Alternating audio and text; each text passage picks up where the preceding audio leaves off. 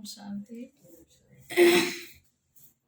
ಇವತ್ತಿನ ಮಹಾವಾಕ್ಯದಲ್ಲಿ ಜಿಮ್ಮೆವಾರಿ ಉಠಾನೆ ಫಾಯ್ದೆ, ಜವಾಬ್ದಾರಿ ಹೊತ್ಕೊಳ್ಳೋದ್ರಿಂದ ಲಾಭಗಳು.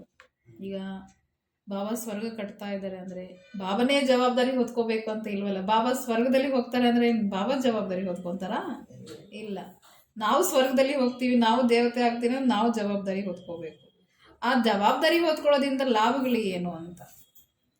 तुम बच्चे हो शिव को परिवर्तन, तुम बच्चे हो विश्व को परिवर्तन करने वाले, विश्व के आधार मूर्त उद्धार करने वाले हो भी हो, और साथ साथ विश्व के आगे उदाहरण बनने वाले भी हो. ತಂದೆ ಹೇಳ್ತಿದ್ದಾರೆ, ನೀವು ಮಕ್ಕಳು ವಿಶ್ವಕ್ಕೆ ಪರಿವರ್ತನೆ ಮಾಡೋರು, ವಿಶ್ವದ ಆಧಾರ ಮೂರ್ತಿಯಾಗಿದ್ದೀರಿ, ವಿಶ್ವಕ್ಕೆ ಉದ್ಧಾರ ಮಾಡೋರು, ಜೊತೆಲಿ ವಿಶ್ವಕ್ಕೆ ಉದಾಹರಣೆ ಮೂರ್ತಿನೂ ಆಗಿದ್ದೀರಿ. जो आधार मूर्त होते हैं उनके ऊपर ಈ ಸಾರಿ ವಿಶ್ವಕ್ಕೆ ಜವಾಬ್ದಾರಿ ಹೋತಿ ಹೈ. ಅಂದ್ರೆ ತಂದೆ ಹೇಳ್ತಿದ್ದಾರೆ, ಯಾರು ಆಧಾರ ಮೂರ್ತಿ ಆಗಿರ್ತಾರೆ ಅವ್ರ ಮೇಲೆ ಇಡೀ ವಿಶ್ವದ ಜವಾಬ್ದಾರಿ ಇರುತ್ತೆ. ಮನೆಯಲ್ಲಿನೂ ಆಧಾರ ಯಾವುದು? ಪಿಲ್ಲರ್ಗಳಲ್ವಾ? ಅದೇ ತರ ನಾವುಗಳನ್ನು ಸಹ ಯಾರು? ಸ್ವರ್ಗ ಕಟ್ಟಕ್ಕೆ ಪಿಲ್ಲರ್ಗಳು. ಮತ್ತೆ ಯಾರು ಆಧಾರ ಮೂರ್ತಿ ಆಗಿರ್ತಾರೆ ಅವ್ರ ಮೇಲೆ ಎಲ್ಲ ಜವಾಬ್ದಾರಿಗಳು, ಇಡೀ ವಿಶ್ವದ ಜವಾಬ್ದಾರಿ ಇರುತ್ತೆ. ಈಗ अभी आपके एक एक कदम के पीछे अनेकों के कदम उठाने की जिम्मेवारी है. ತಂದೆ ಹೇಳ್ತಿದ್ದಾರೆ, ಈಗ ನಿಮ್ಮ ಒಂದೊಂದೇ ಹೆಜ್ಜೆಯಲ್ಲಿ ಅನೇಕರ ಹೆಜ್ಜೆ ಇಡೋದು ಜವಾಬ್ದಾರಿ ಇದೆ, ಗೊತ್ತಾ? ನೀವು ಒಂದೇ ಹೆಜ್ಜೆ ಮುಂದೆ ಇಡ್ತೀರಾ ಅಂದ್ರೆ ಜನ ನೋಡಿ ನಿಮ್ಗೆ ಅವರು ಒಂದು ಹೆಜ್ಜೆ ಮುಂದೆ ಇಡ್ತಾರೆ, ನಿಮ್ಗೆ ನೋಡಿ ಕಾಪಿ ಮಾಡ್ತಾವ್ರೆ ಅವರು. ಇಲ್ಲಿ ಬರೋರು ಹೊಸಬ್ರು ಹಾಗೆ ಮಾಡೋದು ತಾನೆ. ಅವ್ರು ಹಾಗೆ ನೀವು ಸಹ ಹಳಬ್ರ ಹತ್ರ ಇನ್ನೊಬ್ರ ಹತ್ರ ಕಲ್ತಿಡ್ತೀರಾ, ಅವರು ಇನ್ನೊಬ್ರ ಹತ್ರ. ಅಂದ್ರೆ ಅರ್ಥ ಏನು? ನಮ್ ನೋಡಿ ಜನ ಕಲಿತಾ ಇದ್ದಾರೆ ಅಲ್ವಾ? पहले साकार रूप में फॉलो फादर के रूप में सामने थे, अभी आप लोग निमित्त मूर्ति हो, तो ऐसे समझो जैसे जिस रूप से जहां कदम उठाएंगे वैसे सर्व आत्माएं हमारे पीछे फॉलो करेंगे. ತಂದೆ ಹೇಳ್ತಿದ್ರೆ, ಫಸ್ಟ್ ಸಾಕಾರ ರೂಪದಲ್ಲಿ ಫಾಲೋ ಫಾದರ್ ಬ್ರಹ್ಮ ಬಾಬಾಗೆ ಅನುಕರಣೆ ಮಾಡಿದ್ರಿ, ಬ್ರಹ್ಮ ಬಾಬಾ ಹೇಗ್ ನಡ್ಕೊಂಡ್ರು ಹಾಗೆ. ಈಗ ನೀವು ನಿಮಿತ್ ಮೂರ್ತಿಯರಾಗಿದ್ದೀರಿ, ನಿಮಿತ್ ಮೂರ್ತಿಯರು ಬಾಬನ್ಗೆ. ನೀವು ಆ ಥರ ತಿಳ್ಕೊಳ್ರಿ. ಯಾವ ರೂಪದಿಂದ ಎಲ್ಲಿ ನಾವು ಮುಂದೆ ಹೆಜ್ಜೆ ಇಡ್ತೀರಿ ಅಷ್ಟೇ ಸರ್ವ ಆತ್ಮರು ನನ್ನ ಹಿಂದೆ ನಮಗೆ ಅನುಕರಣೆ ಮಾಡ್ತಿದ್ದಾರೆ, ಫಾಲೋ ಮಾಡ್ತಿದ್ದಾರೆ. ನಮಗೂ ನೋಡಿ ಅವರು ಹೆಜ್ಜೆ ಮುಂದೆ ಇಡ್ತಾರೆ. ಇದು ಜವಾಬ್ದಾರಿ ಇದೆ.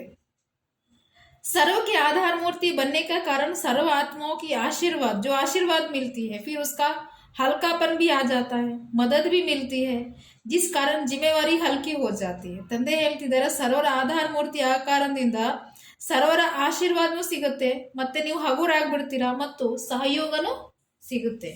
ನಿನ್ನೆನೂ ಸಹ ಬಾಬಾ ಹೇಳಿದ್ರಲ್ಲ, ಪ್ರತ್ಯಕ್ಷ ಫಲ ಖುಷಿ. ಅದೇ ತರ ಇಲ್ಲಿನೂ ಸಹ ನಾವು ಸೇವೆ ಮಾಡಿದ್ರೆ ಏನಾಗುತ್ತೆ? ಅನೇಕ ಆತ್ಮರ ಆಶೀರ್ವಾದ ಸಿಗುತ್ತೆ, ಹಗುರ್ತನ ಬರುತ್ತೆ ಮತ್ತು ಸಹಯೋಗ ಸಿಗುತ್ತೆ. ಆ ಕಾರಣದಿಂದ ಹಗುರತೆ ಬರುತ್ತೆ, ಜವಾಬ್ದಾರಿನೂ ಸಹ ಹಗುರತೆ ಆಗುತ್ತೆ. ಜಿಸ್ ಕಾರಣ ಜಿಮ್ಮೆವಾರಿ ಹಲ್ಕಿ ಹೋ ಜಾತಿ, ಅಂದ್ರೆ ಜವಾಬ್ದಾರಿ ಇದ್ರೇನು ಸಹ ಹಗುರತೆ ಇರುತ್ತೆ, ಜವಾಬ್ದಾರಿನೂ ಹಗುರತೆ ಆಗುತ್ತೆ. बड़ा कार्य होते हुए भी ऐसे अनुभव करेंगे जैसे कोई करा रहा है, यह जिम्मेवारी और ही थकावट मिटाने वाला होगा. ತಂದೆ ಹೇಳ್ತಿದ್ದಾರೆ, ಯಾವುದೇ ದೊಡ್ಡ ಕಾರ್ಯ ಇದ್ರೇನು ಸಹ ಹೆಂಗ್ ಅನುಭವ ಆಗುತ್ತೆ ಅಂದ್ರೆ ಯಾರು ಮಾಡಿಸ್ತಾರೆ. ನಾನು ಮಾಡ್ತಾ ಇದ್ದೀನಿ ಅಂತ ಅಲ್ಲ, ಹೊರೆ ಇರಲ್ಲ, ಯಾರೋ ಮಾಡಿಸ್ತಾ ಇದ್ದಾರೆ. ಮತ್ತೆ ನಾನು ಹಗುರಾಗಿದ್ದೀನಿ. ಜವಾಬ್ದಾರಿ ನಮ್ಗೆ ಸುಸ್ತಿಗೆ ಹಲಸು ಹಾಕುತ್ತೆ, ಸುಸ್ತಿಗೆ ದೂರ ಮಾಡ್ಬಿಡುತ್ತೆ. ಅದು ಹೆಂಗೆ? ಆಶೀರ್ವಾದ ಇರುತ್ತಲ್ಲ ಅದಕ್ಕೆ. ಫ್ರೀ रहना मन को भाता नहीं, फ्री रहना मन को भाता नहीं, जिम्मेवारी अवस्था को बनाने में बहुत मदद करती है. ತಂದೆ ಹೇಳ್ತಿದ್ರೆ, ಜವಾಬ್ದಾರಿ ಹೊತ್ಕೊಂಡಿರೋರಿಗೆ ಫ್ರೀ ಆಗಿರ್ಬೇಕು ಅಂತ ಅವ್ರಿಗೆ ಇಷ್ಟ ಆಗೋದೇ ಇಲ್ಲ. ಮನೇಲಿ ದೊಡ್ಡವ್ರಿಗೆ ಫ್ರೀ ಆಗಿರ್ಬೇಕು ಅಂತ ಇಷ್ಟನೇ ಆಗಲ್ಲ ಅಲ್ವಾ? ಇದೇ ತರ ಬಾಬನು ಏನ್ ಹೇಳ್ತಾರೆ, ಬಾಬನ ಕಾರ್ಯಕ್ಕೆ ಯಾರು ಜವಾಬ್ದಾರಿ ತಗೊಂಡಿರ್ತಾರೆ ಅವ್ರು ಫ್ರೀ ಆಗಿ ಯಾವತ್ತೂ ಇರಲ್ಲ. ಸುಮ್ಮನೆ ಕೂತ್ಕೊಂಡ್ರೇನು ಬಾಬನ್ ನೆನಪಲ್ಲೇ ಕೂತಿರ್ತಾರೆ. ಅವರು ಅನ್ಸುತ್ತೆ ಅವ್ರು ಫ್ರೀ ಆಗಿದ್ದಾರೆ, ಆದ್ರೂ ಅವ್ರ ತಲೆ ಬ್ಯುಸಿ ಆಗಿರುತ್ತೆ ಬಾಬನ್ ನೆನಪಲ್ಲೇನೆ.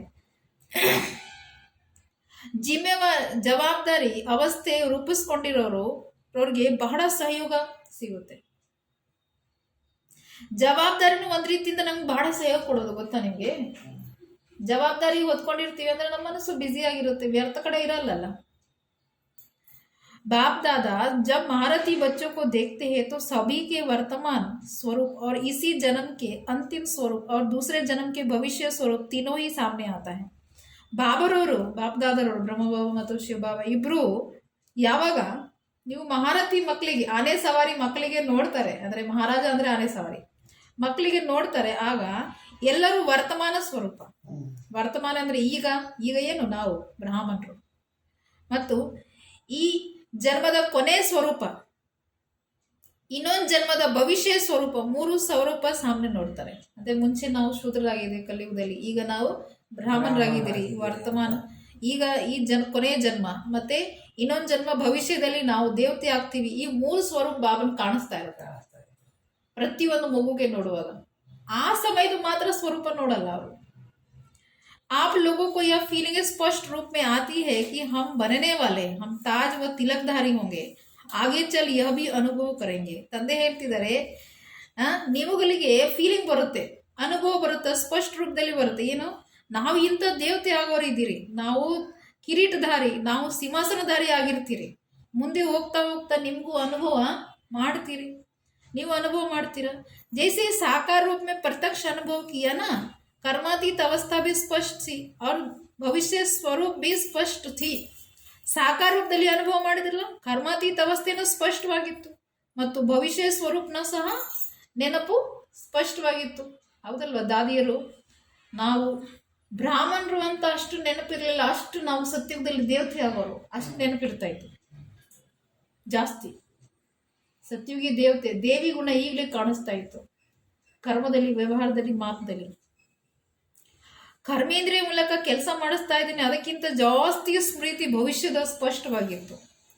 ಭವಿಷ್ಯ ಸಂಸ್ಕಾರ ಈ ಸಂಸ್ಕಾರ ಮೇ ಪ್ರತ್ಯಕ್ಷ ದಿಖಾಯಿ ದೇತೆ ಹೈ. ಭವಿಷ್ಯದ ಸಂಸ್ಕಾರ, ಭವಿಷ್ಯದ ನಡತೆಗಳು ಈ ಜನ್ಮದಲ್ಲಿ ಪ್ರತ್ಯಕ್ಷವಾಗಿ ಕಾಣಿಸ್ತಾ ಇತ್ತು ದಾದಿಯರಿಗೆ, ಬ್ರಹ್ಮಬಾಬನಿಗೆ. ಅದಕ್ಕೆ ಹೇಳ್ತಲ್ಲ, ಪ್ರತಿಯೊಂದರಲ್ಲಿ ಘನತೆ ಇರಬೇಕು, ವಿಶೇಷತೆ ಇರಬೇಕು. तो आप सभी ऐसे अनुभव करेंगे जैसे कि बस यह शरीर छोड़ा और वह त्याग है. ಮತ್ತೆ ನೀವು ಎಲ್ಲರೂ ಈ ಥರ ಅನುಭವ ಮಾಡ್ತೀರಾ, ಈ ಶರೀರ ಬಿಟ್ಟರೆ ಆ ಶರೀರ ಮುಂಚೆನೇ ರೆಡಿ ಐತೆ, ಸತ್ಯುಗಿ ಶರೀರ ಮಾಡಬೇಕಲ್ಲ. बुद्धि बल द्वारा इतना स्पष्ट अनुभव होगा. अभी दिन प्रतिदिन अपनी सर्विस से, अपने सहयोगी पन से और अपने संस्कार को मिटाने की शक्ति से अपने अंतिम स्वरूप और भविष्य स्वरूप को जान जाएंगे. ತಂದೆ ಹೇಳ್ತಿದ್ದಾರೆ, ಬುದ್ಧಿ ಬಲ ಮೂಲಕ ಸ್ಪಷ್ಟವಾಗಿ ಅನುಭವ ಆಗುತ್ತೆ. ಇವತ್ತಿನ ದಿನ ಪ್ರತಿದಿನ ಸರ್ವಿಸ್ದಿಂದ, ಅಂದರೆ ಸೇವೆದಿಂದ, ನಿಮ್ಮ ಸಹಯೋಗತನದಿಂದ, ನಿಮ್ಮ ಸಂಸ್ಕಾರವನ್ನ ಹಲಸಾಕೋದು, ಹಳೆ ಸಂಸ್ಕಾರವನ್ನ ಹಲಸಾಕೋದು ಶಕ್ತಿದಿಂದ ನಿಮ್ಮ ಕೊನೆ ಸ್ವರೂಪ ಮತ್ತೆ ಭವಿಷ್ಯ ಸ್ವರೂಪ ಅರ್ಥ ಮಾಡ್ಕೊಂಡ್ಬಿಡ್ತೀರ ನೀವೇ. ಅಂದ್ರೆ ಹಳೆ ಸಂಸ್ಕಾರಗಳು ಹಲಸಾಕಿ ದೇವಿ ಸಂಸ್ಕಾರಗಳು ನಮ್ಮ ಜೀವನದಲ್ಲಿ ರೂಪಿಸ್ಕೊಳ್ತಾ ಇದ್ರೆ, ಸೇವೆ ಬಗ್ಗೆ ನಮ್ಗೆ ಜವಾಬ್ದಾರಿ ಇದ್ರೆ, ಬಾಬನ ಕಾರ್ಯಕ್ಕೆ ನಾವು ಬಲಭೂಜಿಯಾಗಿ ಪ್ರಾಣ ಕೊಡೋಕೆ ರೆಡಿ ಇದ್ರೆ, ಆಗ ಗೊತ್ತಾಗುತ್ತಲ್ಲ ಸಂಪೂರ್ಣತೆ ಕಡೆ ಇವರು ಹೋಗ್ತಾ ಇದ್ದಾರೆ ಅಂತ. ಅನ್ಯರಿಗೂ ಗೊತ್ತಾಗ್ಬಿಡುತ್ತೆ, ನಿಮ್ಗೂ ಗೊತ್ತಾಗುತ್ತೆ ನಾವು ಮುಂದೆ ಹೋಗ್ತಾ ಇದ್ದೀವಿ, ನಾವು ಮುಂಚೆ ತರ ನಾನು ಅಲ್ಲ ಅಂತ ನಿಮ್ಗೆ ಅನುಭವ ಆಗಕ್ಕೆ ಸ್ಪಷ್ಟ ಆಗಕ್ಕೆ ಸ್ಟಾರ್ಟ್ ಆಗುತ್ತೆ. ಮತ್ತು ಭವಿಷ್ಯದಲ್ಲಿ ನಾವು ಇಂಥ ದೇವತೆ ಆಗ್ತೀವಿ, ನಿಮ್ಗೂ ಸಾಕ್ಷಾತ್ಕಾರಗಳನ್ನು ಆಗಕ್ಕೆ ಸ್ಟಾರ್ಟ್ ಆಗುತ್ತೆ. पहले कहते थे ऐसा समय आएगा जो नजदीक वाले और दूर वाले स्पष्ट दिखाई देंगे. अब वह समय चल रहा है. देवी परिवार की आत्माएं वह समझ सकती है कौन समीप रतन है. ತಂದೆ ಹೇಳ್ತಿದ್ದಾರೆ, ಮುಂಚೆ ಹೇಳ್ತಿದ್ರಿ ಅಂತ ಸಮಯ ಬರುತ್ತೆ, ಹತ್ರ ಬರುತ್ತೆ, ದೂರದಲ್ಲಿ ಇರೋರು ಸ್ಪಷ್ಟವಾಗಿ ಕಾಣಿಸುತ್ತೆ. ಆದ್ರೂ ಆ ಸಮಯ ನಡೀತಾ ಇದೆ. ದೇವಿ ಪರಿವಾರದ ಆತ್ಮೀಯರು ಆ ಸಮಯದಲ್ಲಿ ಆದ ತಿಳ್ಕೋಬಹುದು. ದೇವಿ ಪರಿವಾರದಲ್ಲಿ ಇರೋರ ಆತ್ಮೀಯರು, ಬ್ರಾಹ್ಮಣ ಆತ್ಮೀಯರು ತಿಳ್ಕೋಬಹುದಲ್ಲ, ಯಾರು ಹತ್ರ ರತನರಾಗಿದ್ದಾರೆ, ಯಾರು ತುಂಬಾ ತಪಸ್ವಿ ಯೋಗಿ ಆಗಿದ್ದಾರೆ, ಯಾರು ಸತ್ಯುಗದಲ್ಲಿ ಶ್ರೇಷ್ಠ ಪದವಿ ಪಡ್ಕೊಳ್ಳೋರಿದ್ದಾರೆ ಗೊತ್ತಾಗ್ಬಿಡುತ್ತಲ್ಲ ವೈಬ್ರೇಷನ್ದಿಂದ, ನಡತೆದಿಂದ, ಮಾತುಕತೆದಿಂದ. जिनको जितना समीप आना है वह सर्कमस्टांसेस अनुसार उतना ही समीप आएंगे. जिनको दूर होना है वह सर्कमस्टांसेस अनुसार भी बीच में निमित्त बन जाएंगे, तो चाहते हुए भी नहीं आ सकेंगे. वह यह भविष्य का साक्षात्कार अभी प्रैक्टिकल सर्विस चल रहा है. अपने भविष्य को जानना अब मुश्किल नहीं है. ತಂದೆ ಹೇಳ್ತಿದ್ದಾರೆ, ಯಾರು ಎಷ್ಟು ಹತ್ರ ಬರಕ್ಕೆ ಇಷ್ಟಪಡ್ತಿದ್ದಾರೆ, ಸಮಯ ಸಂದರ್ಭ ಅನುಸಾರ ಅವರ ಹತ್ರ ಬರ್ತಾರೆ. ಮತ್ತು ಯಾರಿಗೆ ದೂರ ಹೋಗ್ಬೇಕು ಅಂದ್ರೆ ಸಮಯ ಸಂದರ್ಭ ಅನುಸಾರ ಏನಾಗ್ತಾರೆ, ಮಧ್ಯದಲ್ಲಿ ನಿಮಿತ್ತರಾಗ್ತಾರೆ, ಹತ್ರನೂ ಇರಲ್ಲ ದೂರನೂ ಇರಲ್ಲ. ಯಾರು ಇಷ್ಟಪಡ್ತಾರೆ ಅವ್ರು ಬರೋಕ್ಕಾಗಲ್ಲ, ಇಷ್ಟಪಟ್ರೇನು ಬರೋಕ್ಕಾಗಲ್ಲ. ಈಗ ಎಲ್ಲರೂ ಭವಿಷ್ಯದ ಸಾಕ್ಷಾತ್ಕಾರ ಪ್ರಾಕ್ಟಿಕಲಿ ಸೇವೆದಿಂದ ನಡೀತಾ ಇದೆ. ಅವ್ರು ಎಷ್ಟು ಸೇವೆಯಲ್ಲಿ ಜವಾಬ್ದಾರಾಗಿದ್ದಾರೆ, ಅವ್ರ ಭವಿಷ್ಯದ ಸಾಕ್ಷಾತ್ಕಾರ ಇಲ್ಲೇ ಅನುಭವ ಮಾಡ್ಬೋದು. ತನ್ನ ಭವಿಷ್ಯ ಅರ್ಥ ಮಾಡ್ಕೊಳ್ಳೋದು ಕಷ್ಟ ಅಲ್ಲ. ನಿಮ್ಮ ಭವಿಷ್ಯ ನೀವು ಅರ್ಥ ಮಾಡ್ಕೊಳ್ಳೋದು ಕಷ್ಟ ಅಲ್ಲ. ನಿಮ್ಮ ಸೇವೆದಿಂದ ಅನ್ಯರಿಗೂ ಗೊತ್ತಾಗುತ್ತೆ, ನಿಮಗೂ ಗೊತ್ತಾಗುತ್ತೆ, ಮತ್ತು ನಿಮ್ಮ ನಡತೆಯಿಂದ ಅಂತ ತಂದೆ ಹೇಳ್ತಿದ್ದಾರೆ. हर एक को व्यक्तिगत अपने लिए भी कोई विशेष प्रोग्राम बनाना चाहिए. जैसे सर्विस आदि के और प्रोग्राम बनाते हो, वैसे सवेरे से लेकर रात तक बीच बीच में कितना और कैसे याद की यात्रा पर अटेंशन रखने के लिए प्रोग्राम रख सकते हो, यह डायरी बनानी चाहिए. ತಂದೆ ಹೇಳ್ತಿದ್ದಾರೆ, ಪ್ರತಿಯೊಬ್ಬರಿಗೋಸ್ಕರ ಅವರು ವಿಶೇಷವಾಗಿ ಏನು ಮಾಡಬೇಕು, ಕೆಲವೊಂದು ವಿಶೇಷವಾಗಿ ಪ್ರೋಗ್ರಾಮ್ ಇಟ್ಕೋಬೇಕು. ಅದು ಹೆಂಗೆ, ಉದಾಹರಣೆವಾಗಿ ಸೇವೆ ಅದಕ್ಕೋಸ್ಕರ ಮತ್ತೆ ಪ್ರೋಗ್ರಾಮ್ಗಳು ಮಾಡ್ತಿರಲ್ಲ, ಇಂಥ ಟೈಮಲ್ಲಿ ಇದೆಲ್ಲ ಮಾಡಬೇಕು ಅಂತ ಹೇಳಿ. ಬೆಳಗಿಂದ ರಾತ್ರಿವರೆಗೂ, ಹಾಗೆ ಬೆಳಗಿಂದ ರಾತ್ರಿವರೆಗೂ ಮಧ್ಯ ಮಧ್ಯದಲ್ಲಿ ಎಷ್ಟು ಮತ್ತು ಹೇಗೆ ನೆನಪಿನ ಯಾತ್ರೆ ಕಡೆ ಗಮನ ಇಟ್ಕೊಳ್ಳೋಕ್ಕೋಸ್ಕರ ಪ್ರೋಗ್ರಾಮ್ನ ಇಟ್ಕೋಬಹುದು, ಡೈರಿ ಮಾಡ್ಕೋಬೇಕು. ಬೆಳಗ್ಗೆ ಎಷ್ಟು ಗಂಟೆ, ಸಂಜೆ ಎಷ್ಟು ಗಂಟೆ, ಮಧ್ಯಾಹ್ನ ಎಷ್ಟು ಗಂಟೆ ಟೈಮ್ ಸಿಗುತ್ತಲ್ಲ, ಆಗ ನಾನು ಎಷ್ಟು ಗಂಟೆ ಬಾಬನ್ ನೆನಪು ಮಾಡಬೇಕು, ಅದನ್ನು ಪ್ರೋಗ್ರಾಮ್ ರೆಡಿ ಮಾಡಬೇಕು. ಬೆಳಗಿಂದ ಸಂಜೆವರೆಗೂ ನಾವು ತಲೆಯಲ್ಲಿ ಪ್ರೋಗ್ರಾಮ್ ಮಾಡಿರ್ತೀವಲ್ಲ, ಇಲ್ಲಿ ಅಲ್ಲಿ ಹೋಗಬೇಕು, ಇಲ್ಲಿ ಮಾಡಬೇಕು, ಇದು ರೆಸ್ಟ್ ಮಾಡೋ ಟೈಮ್, ಇದು ಊಟ ಮಾಡೋ ಟೈಮ್, ಇದು ಅಡುಗೆ ಮಾಡೋ ಟೈಮ್. ಸೇಮ್ ಅದೇ ಥರ ಬಾಬನ ನೆನಪಕ್ಕೋಸ್ಕರ ಬೆಳಗಿಂದ ರಾತ್ರಿವರೆಗೂ ನೀವು ಪ್ರೋಗ್ರಾಮ್ ರೆಡಿ ಮಾಡ್ಕೊಂಡಿರ್ಬೇಕು. ಆಗ ಏನಾಗುತ್ತೆ, ಹುಡುಗಾಟಿಕೆ ಬರೋಲ್ಲ, ಆ ಟೈಮ್ಗೆ ಅದೇ ಕೆಲಸ ಮಾಡಬೇಕು ಅಂತ ಅರ್ಥ. ಬಾಬನ ನೆನಪನ್ನೇ ಪ್ರೋಗ್ರಾಮ್ ರೆಡಿ ಮಾಡಬೇಕು.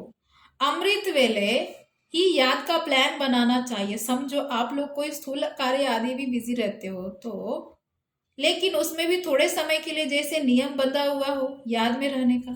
ತಂದೆ ಹೇಳ್ತಿದ್ದಾರೆ, ಹೇಗೆ ರೀತಿ ಅಮೃತ ವೇಳೆನೇ ನೀವು ಪ್ಲ್ಯಾನ್ ಮಾಡ್ಕೊಂಡಿರಬೇಕು. ತಿಳ್ಕೊಳ್ರಿ, ಸ್ಥೂಲ ಕಾರ್ಯದಲ್ಲಿ ಬ್ಯುಸಿ ಆಗಿರ್ತೀರ, ಆದರೂ ಅದರಲ್ಲಿ ಸ್ವಲ್ಪ ಸಮಯಕ್ಕೋಸ್ಕರ ನಿಯಮಂತೂ ಮಾಡ್ಕೊಂಡಿರ್ತೀರಲ್ಲ, ನೆನಪು ಮಾಡೋಕ್ಕೋಸ್ಕರ ಸಮಯಕ್ಕೆ. उस समय दूसरे को भी 2-3 मिनट के लिए स्मृति दिलाओ, अभी हमारा यह कार्य है, आप भी याद में रहो. ಅಂದರೆ ಮಧ್ಯೆ ಮಧ್ಯೆ ಟ್ರಾಫಿಕ್ ಕಂಟ್ರೋಲ್ ಬಡೋವಾಗ ಏನು ಮಾಡ್ತೀವಿ, ಆ ಸಮಯದಲ್ಲಿ 1-2-3 ನಿಮಿಷಕ್ಕೋಸ್ಕರ ಸ್ಮೃತಿ ತರ್ತಿರಲ್ಲ, ನೆನಪು ಮಾಡ್ತೀರಾ.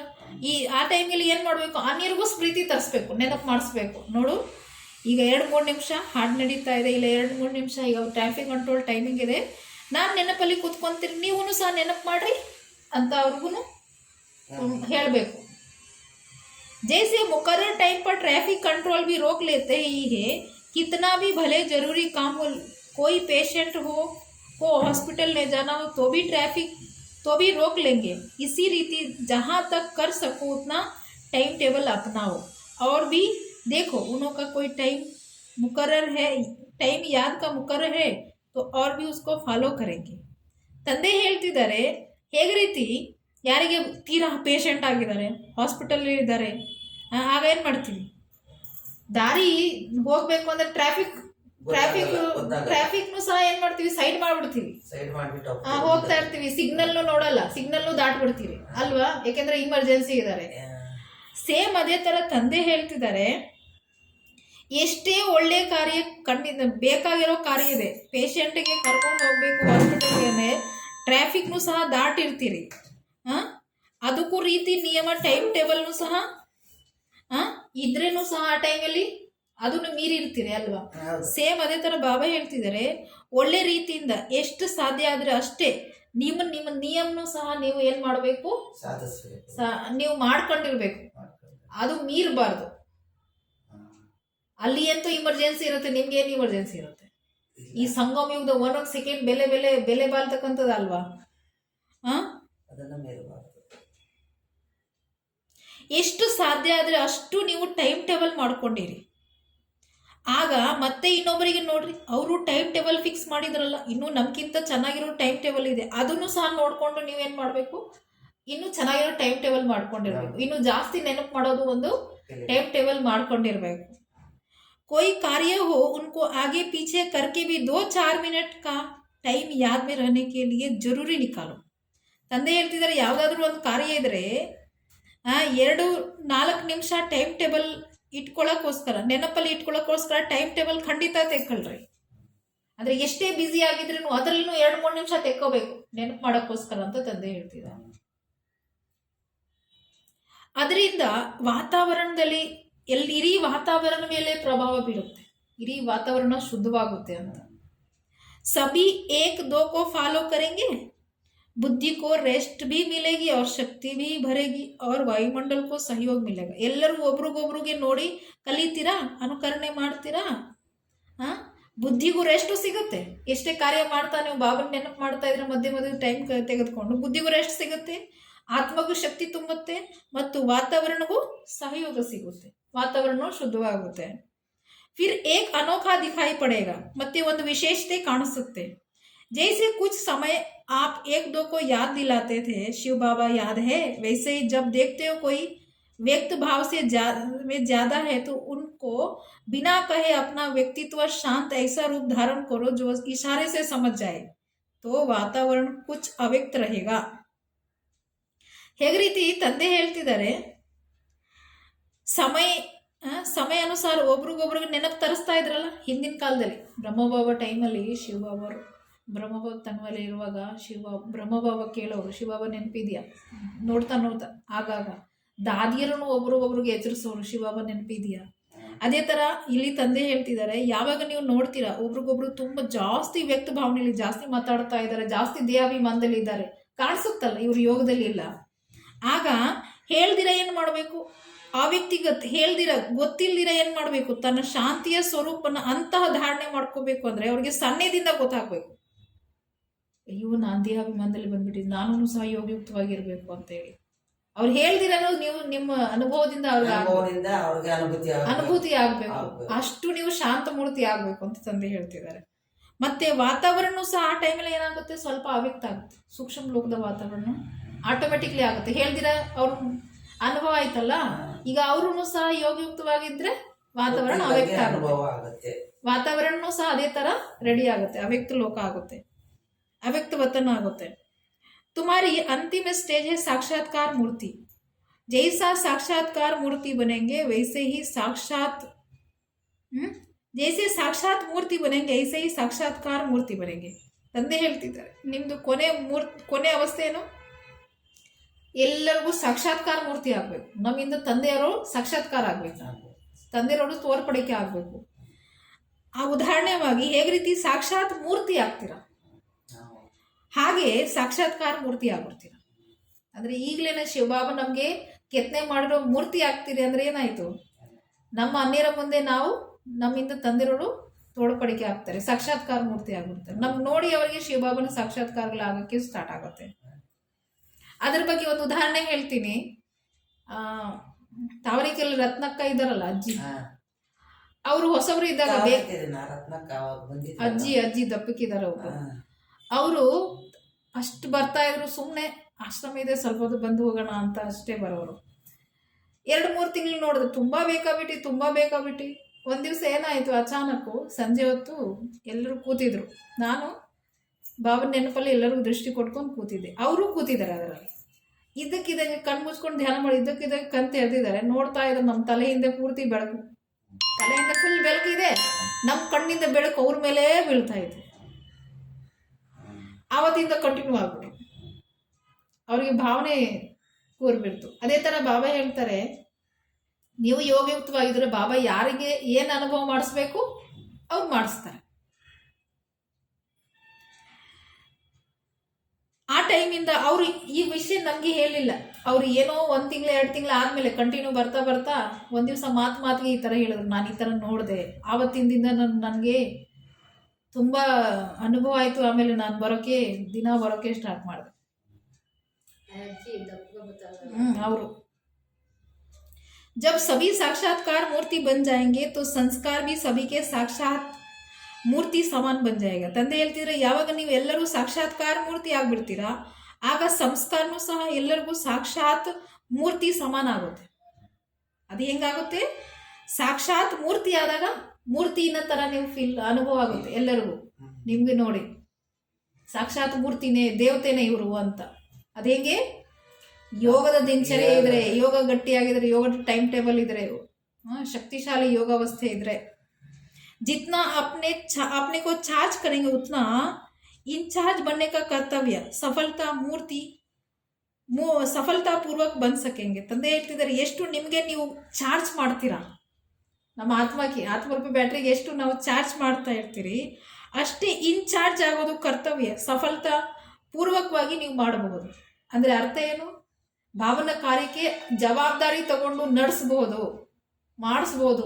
ಅದು ಹೀಗೆ ಆತ್ಮ ಚಾರ್ಜ್ ಆದ್ರೆ ಭಾವನಾ ಕಾರ್ಯಕ್ಕೆ ಜವಾಬ್ದಾರಿ ತಗೊಂಡು ನೀವು ಮಾಡಿಸೋದು, ನಡೆಸೋದು, ಮಾಡೋದು ಆಗುತ್ತೆ. इंचार्ज अपने को निमित्त समझकर कदम उठाना, क्योंकि सारे विश्व की आत्माओं की नजर आप पर है. ನಿಮಗೆ ನೀವು ನಿಮಿತ್ತ ಅಂತ ತಿಳ್ಕೊಂಡು ಏನು ಮಾಡಬೇಕು? ಮುಂದೆ ಹೆಜ್ಜೆ ಇಡಬೇಕು. ಯಾಕೆಂದ್ರೆ ಇಡೀ ವಿಶ್ವದ ಕಣ್ಣು ನಿಮ್ಮೆಲ್ಲ ಇದೆ. ಏನನ್ನ ತಪ್ಪಾಯಿತು ಅಂದರೆ ಎಲ್ಲರೂ ಬೆರಳು ನಿಮಗೆ ತೋರಿಸ್ತಾರೆ, ಸರಿ ಆಯಿತು ಅಂದರೆ ಎಲ್ಲರೂ ನಿಮಗೇನೆ ಪೂಜೆ ಮಾಡ್ತಾರೆ, ಹೊಗಳ್ತಾರೆ. ಅದಕ್ಕೆ ಗಮನ ಇಟ್ಕೊಂಡು ಹೆಜ್ಜೆ ಇಡಬೇಕು, ನಿಮಿತ್ತ ತಿಳ್ಕೊಂಡು. ನಾನು ಅನ್ನೋದು ಬರಬಾರ್ದು. जैसे आप लोगों को ईश्वरीय स्नेह, श्रेष्ठ ज्ञान और श्रेष्ठ चरित्र का साक्षात्कार होता है, वैसे व्यक्ति स्थिति का भी उतना ही स्पष्ट साक्षात्कार होता है. ತಂದೆ ಹೇಳ್ತಿದ್ದಾರೆ, ಹೇಗೆ ರೀತಿ ನೀವುಗಳಿಗೆ ಈಶ್ವರೀಯ ಸ್ನೇಹ, ಈಶ್ವರೀಯ ಜ್ಞಾನ, ಈಶ್ವರೀಯ ಚರಿತ್ರ ಸಾಕ್ಷಾತ್ಕಾರ ಆಗುತ್ತಲ್ಲ, ಇವು ಬಹಳ ಶ್ರೇಷ್ಠ ಜ್ಞಾನ ಇದೆ, ಬಹಳ ಚೆನ್ನಾಗಿದೆ ಅಂತ ಹೇಳಿ, ಹಾಗೆ ನಿಮ್ಮ ವ್ಯಕ್ತಿಗತ ಸ್ಥಿತಿ ಇದೆಯಲ್ಲ ಅದರದ ಪ್ರಭಾವನೂ ಸಹ ಸ್ಪಷ್ಟವಾಗಿ ಸಾಕ್ಷಾತ್ಕಾರ ಆಗುತ್ತೆ. ಬರೀ ಜ್ಞಾನ ಶ್ರೇಷ್ಠ ಇದೆ ಅಂತಲ್ಲ, ನೀವು ಶ್ರೇಷ್ಠ ಸ್ಥಿತಿ ಇಟ್ಕೊಂಡ್ರೆ ಜ್ಞಾನ ಜೊತೆಲಿ ನಿಮ್ದು ಸಾಕ್ಷಾತ್ಕಾರ ಆಗುತ್ತೆ. ನಿಮಗೆ ಸ್ಥಿತಿನೂ ಗೊತ್ತಾಗ್ಬಿಡುತ್ತೆ ಅಲ್ಲಿ. ಗೊತ್ತಾಯ್ತಾ? ಐಸಾ ಪ್ಲಾನ್ ಬನಾನ ಚಿ, ಅಂತ ಪ್ಲಾನ್ ಮಾಡಬೇಕು. ಜ್ಞಾನ ಶ್ರೇಷ್ಠ ಅಲ್ಲ, ನೀವು ಸ್ಥಿತಿನೂ ಶ್ರೇಷ್ಠವಾಗಿ ಇದ್ದು ಜ್ಞಾನ ತಿಳಿಸ್ಬೇಕು ಅಂತ ತಂದೆ ಹೇಳ್ತಿದ್ದಾರೆ. तो जो कोई भी महसूस करे यह चलता फिरता फरिश्ता है, जैसे साकार रूप में फरिश्तेपन का अनुभव किया ना, इतनी बड़ी जिम्मेवारी होते भी आकारी और निराकारी स्थिति का अनुभव कराते रहते थे. आप लोगों का भी यही अंतिम स्पष्ट स्वरूप दिखाई देना चाहिए.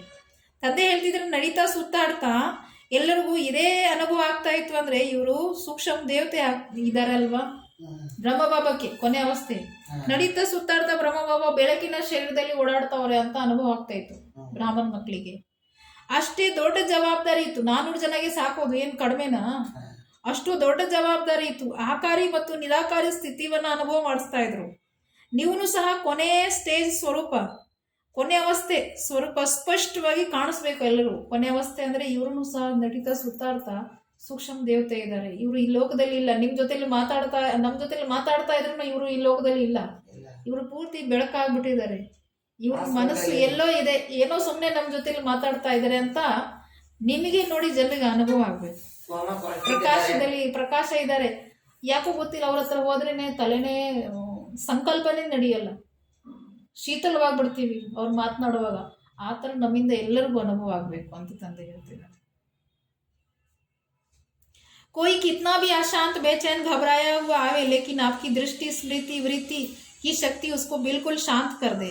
भले कितना भी कोई व्यक्त भाव में हो, लेकिन आप लोगों के सामने आते ही अव्यक्त स्थिति का अनुभव करे. ತಂದೆ ಹೇಳ್ತಿದ್ದಾರೆ, ಅವ್ರು ಎಷ್ಟೇ ಅಶಾಂತವಾಗಿ ಇರಲಿ, ದುಃಖದಲ್ಲಿ ಗಾಬರಿದಿಂದ ಇರೋರಿರಲಿ, ಆದರೂ ನಿಮ್ಮ ಮುಂದೆ ಬಂದರೆ ಏನಾಗಬೇಕು? ನಿಮ್ಮ ದೃಷ್ಟಿದಿಂದ, ನಿಮ್ಮ ಸ್ಮೃತಿದಿಂದ, ನಿಮ್ಮ ಸಂಕಲ್ಪ ಶಕ್ತಿದಿಂದ ಅವ್ರು ಪೂರ್ತಿ ಶಾಂತವಾಗಿಬಿಡ್ಬೇಕು.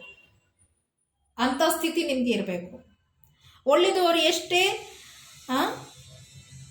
ಅವ್ರು ಎಷ್ಟೇ ದೇಹಾಭಿಮಾನದಲ್ಲಿ ಇರೋರಿರಲಿ, ವ್ಯಕ್ತ ಭಾವನೆಯಲ್ಲಿ ಇರಲಿ, ಆದರೂ ನಿಮಗೆ ನೀವು ಜನರ ಮುಂದೆ ಹೋದ ತಕ್ಷಣ ಅವರು ಅವ್ಯಕ್ತ ಸ್ಥಿತಿ ಅನುಭವ ಮಾಡಬೇಕು.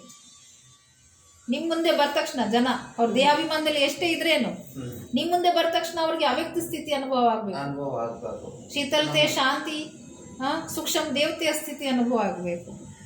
आप लोगों की दृष्टि किरने जैसा कार्य करे. ನಿಮ್ಗಳ ಕಣ್ಣು ಒಂದು ರೀತಿಯಿಂದ ನಿಮ್ಮ ಕಣ್ಣಿಂದ ಬೆಳಕು ಬರ್ತೈತೆ, ಆ ಥರ ಕಾರ್ಯ ಮಾಡಬೇಕು. ನಿಮ್ಮ ಕಣ್ಣುಗಳು ಬಲ್ಬ್ ಥರ ಕೆಲಸ ಮಾಡಬೇಕು. अभी तक रिजल्ट में मास्टर सूर्य के समान नॉलेज की लाइट देने के कार्य में सफल हुए हो, लेकिन किरणों की माइट से हर एक आत्मा के संस्कार रूपी कीटाणु को नाश करने का कार्य करना है. ತಂದೆ ಹೇಳ್ತಿದ್ದಾರೆ, ಇಲ್ಲಿವರೆಗೂ ಉತ್ತರ ಏನು ಬಂದೈತೆ? ಮಾಸ್ಟರ್ ಜ್ಞಾನ ಸೂರ್ಯಾಗಿ ಜ್ಞಾನದ ಬೆಳಕು ಕೊಡಕ್ಕೆ ಕರ್ತವ್ಯದಲ್ಲಿ ಬಹಳ ಸಫಲರಾಗಿದ್ದೀರಿ. ಎಲ್ಲರೂ ಜ್ಞಾನದ ಸೂರ್ಯಾಗಿ ಜ್ಞಾನ ಕೊಡಕ್ಕೆ ಬಹಳ ಮುಂದೆ ಇದ್ದೀರಾ, ಇದರ ಬಗ್ಗೆ ಸಫಲರಾಗಿದ್ದೀರಾ. ಆದರೂ ಕಿರಣದ ಶಕ್ತಿ ಪ್ರತಿಯೊಂದು ಆತ್ಮದ, ನಮ್ಮ ಕಣ್ಣಿಂದ ಬರ್ತಾ ಇರೋದು ಬೆಳಕಿಂದ ಪ್ರತಿಯೊಂದು ಆತ್ಮದಲ್ಲಿರೋದು ಕ್ರಿಮಿಕೀಟ ಇಳಿದ, ಕ್ರಿಮಿಕೀಟ ಅವಗುಣಗಳು ಕ್ರಿಮಿಕೀಟ ಇದೆಯಲ್ಲ, ಅದನ್ನ ನಾಶ ಮಾಡ್ಕೊಳ್ಳೋದು ಕರ್ತವ್ಯನೂ ಮಾಡಬೇಕು. ಬರೀ ಜ್ಞಾನ ಕೊಡೋದು ಕರ್ತವ್ಯ ಅಲ್ಲ, ನಮ್ಮ ಯೋಗದ ಶಕ್ತಿಯಿಂದ ಅನ್ಯ ಆತ್ಮರಲ್ಲಿ ಅವಗುಣಗಳು ಕ್ರಿಮಿಕೀಟ ಇದೆಯಲ್ಲ ಅದನ್ನ ನಾಶ ಮಾಡಬೇಕು. ಹೇಗೆ ರೀತಿ ಬಿಸಿಲಲ್ಲಿ ಕೆಸರಲ್ಲಿ ಇರೋದು ಕ್ರಿಮಿಕೀಟಗಳೆಲ್ಲ ಸಾಯ್ತದಲ್ಲ, ಸೇಮ್ ಅದೇ ತರ ನಮ್ಮ ಕಣ್ಣಿಂದ ಅಷ್ಟು ಬೆಳಕು ಬರಬೇಕು, ನಮ್ಮಲ್ಲಿ ಇಷ್ಟು ಶಕ್ತಿ ಇರಬೇಕು ಅಂದ್ರೆ ಅನ್ಯ ಆತ್ಮನ ಅವಗುಣಗಳು ನಾಶ ಆಗ್ಬಿಡ್ಬೇಕು ನಮ್ಮಿಂದ. ಅವ್ರ ನೆನಪು ಮಾಡೋದು ಅವಶ್ಯಕತೆ ಅಷ್ಟಿರಲ್ಲ, ನಿಮ್ಮಿಂದನೇ ಅವ್ರು ನಾಶ ಆಗ್ಬಿಡ್ಬೇಕು ಅವಗುಣಗಳು. ಅವ್ರಿಗೆ ಅಷ್ಟು ರೆಡಿಮೇಡ್ ಶಕ್ತಿ ನಾವು ಸ್ಟಾಕ್ ಮಾಡ್ಕೊಂಡಿರ್ಬೇಕು ಅಂತ ತಂದೆ ಹೇಳಿದ್ದಾರೆ. लाइट देने में पास हो, माइट देने का कर्तव्य अब रहा हुआ है बाप दादा के पास, यह लिस्ट है. ತಂದೆ ಹೇಳ್ತಿದ್ದಾರೆ, ಎಲ್ಲರಿಗೂ ಜ್ಞಾನದ ಬೆಳಕು ಕೊಡೋದಲ್ಲಿ ಫಾಸ್ಟ್ ಇದ್ದೀರಾ, ಜ್ಞಾನ ಕೊಡೋದಲ್ಲಿ ಫಾಸ್ಟ್ ಇದ್ದೀರಾ. ಈಗ ಏನು ಕೊಡಬೇಕು? ಮೈಟ್ ಅಂದ್ರೆ ಶಕ್ತಿ, ಯೋಗದ ಶಕ್ತಿನೂ ಸಹ ಎಲ್ಲರಿಗೂ ಕೊಡೋದಲ್ಲಿ ಈ ಕರ್ತವ್ಯ ಉಳಿದಿದೆ, ಈ ಕರ್ತವ್ಯ ಮಾಡಿ ಮುಗಿಸ್ಬೇಕು ಅಂತ ತಂದೆ ಹೇಳ್ತಿದ್ದಾರೆ. ಎಲ್ಲರಿಗೂ ಯೋಗದ ಶಕ್ತಿ ಕೊಡಬೇಕು, ಸರಿನಾ?